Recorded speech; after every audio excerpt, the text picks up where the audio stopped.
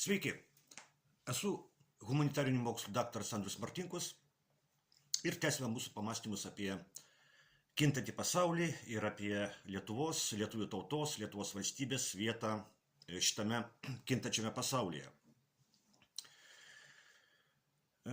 Taigi, pirmas įrašas po mano tėvo mirties.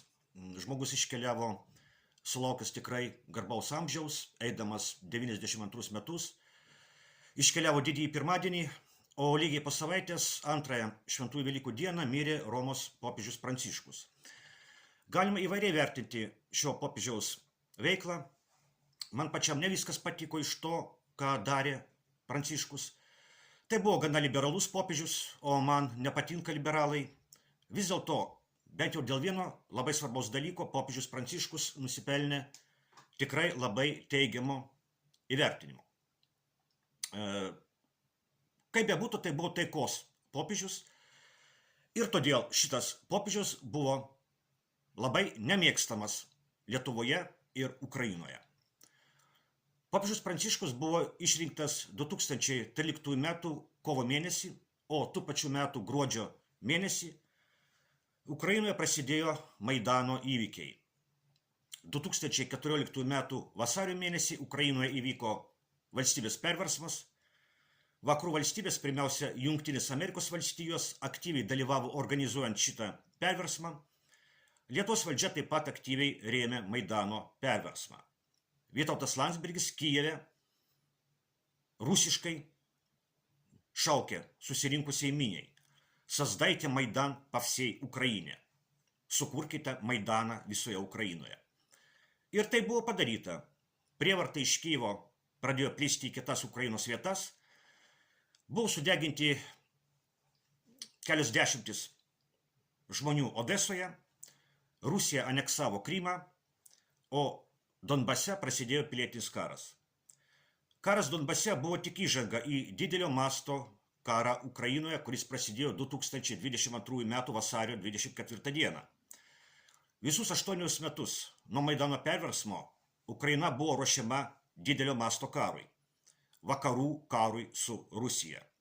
Visus 8 metus nuo Maidano perversmo Ukrainoje buvo puoselėjama prievartos kultūra ir mirties kultas. Buvo žudomi Maidano režimo priešininkai, slopinama žodžio laisvė ir politinė opozicija, persekiojama stačiatikių bažnyčia, naikinama rusų kultūra ir istorinė atmintis. Visus 8 metus po Maidano perversmo Ukrainoje buvo ruošiama vieta globalistinių ir liberalistinių vakarų karui su Rusija. Dar kartą sakau, kad man nepatinka daug dalykų, kuriuos darė popiežius Pranciškus.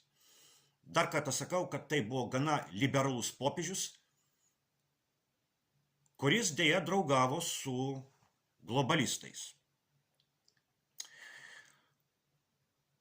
Popiežius Pranciškus draugavo su Jungtinių Amerikos valstijų prezidentu Joe Bidenu ir nedraugavo su Jungtinių Amerikos valstijų prezidentu Donaldu Trumpu. Ypatingai jie nesutarė dėl migracijos reikalų, bet šiandien aš kalbu ne apie migraciją, o apie karą Ukrainoje. Apie vakarų globalistų karą su Rusija Ukrainos teritorijoje.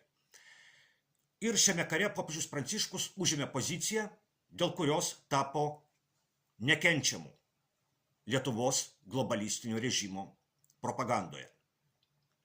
Ir tai prasidėjo beveik iš karto po Maidano perversmo. Lietuvos liberal globalistų propaganda vadino Pranciškų vatnikų popiežiumi, koloradų popiežiumi. Ypatingo pasipiktinimo sulaukė popiežiaus Pranciškaus ir Maskvos patriarcho Kirilo susitikimas 2016 m. vasario mėnesį Kubos sostinėje Havanoje. Su Rusijos prezidentu Vladimiru Putinu popiežius Pranciškus buvo susitikęs 3 kartus – 2013, 2015 ir 2019 metais. O gal kas prisimena, kada su Rusijos prezidentu buvo susitikęs Lietuvos prezidentas. Bet ko gero, didžiausios neapykantos popiežius Pranciškus sulaukė po to, ką jis pasakė 2022 m. gegužės 2 dieną. Tai yra tada, kai jau vyko didelio masto karas Ukrainoje. O pasakė jis tai, kad Rusijos įsiveržimą į Ukrainą paskatino, cituoju, NATO lojimas prie Rusijos durų. Dar kartą pakartokime.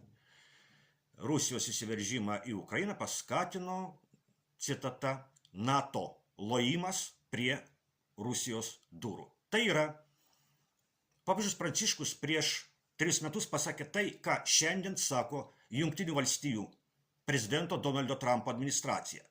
Tai, kad Rusijos įsiveržimą į Ukrainą išprovokavo Jungtinių valstijų prezidento Joe Bideno politika. O lygiai prieš metus, 2024 metų kovo mėnesį, popiežius Pranciškus pasakė, kad Ukrainai atėjo laikas, vėlgi cituoju, iškelti baltą vėliavą ir pradėti derybas dėl taikos su Rusija. Aišku, kad toks pasakymas Lietuvoje, Lietuvos režimo propagandos terpėje galėjo sukelti tik neapykantą. Po Donaldo Trumpo pergalės Jungtinių valstijų prezidento rinkimuose vakaruose įvyko skilimas dėl karo Ukrainoje tęsimo. Trumpo administracija nori užbaigti karą Ukrainoje, bet globalistai tiek pačiose Jungtinėse valstijose, tiek ypatingai Europos Sąjungoje siekia tęsti karą Ukrainoje. Lietuvos režimas yra vienas uoliausių globalistų subinlaižių. Todėl Lietuvos prezidentas Gitanas Nausėda bučiuoja Ukrainos vėliavą ir sako, kad bučiuoja Ukrainos karių kraują.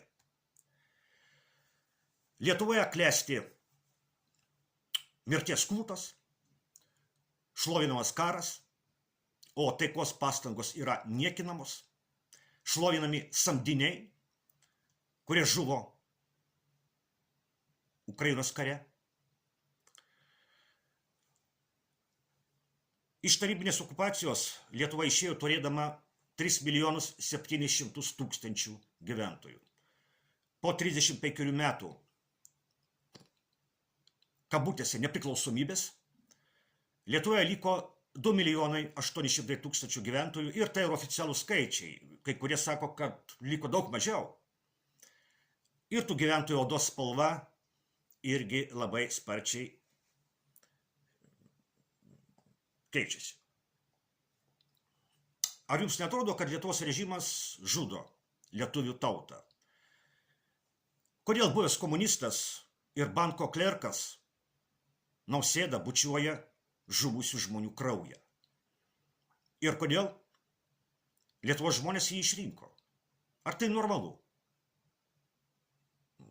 Kaip manote?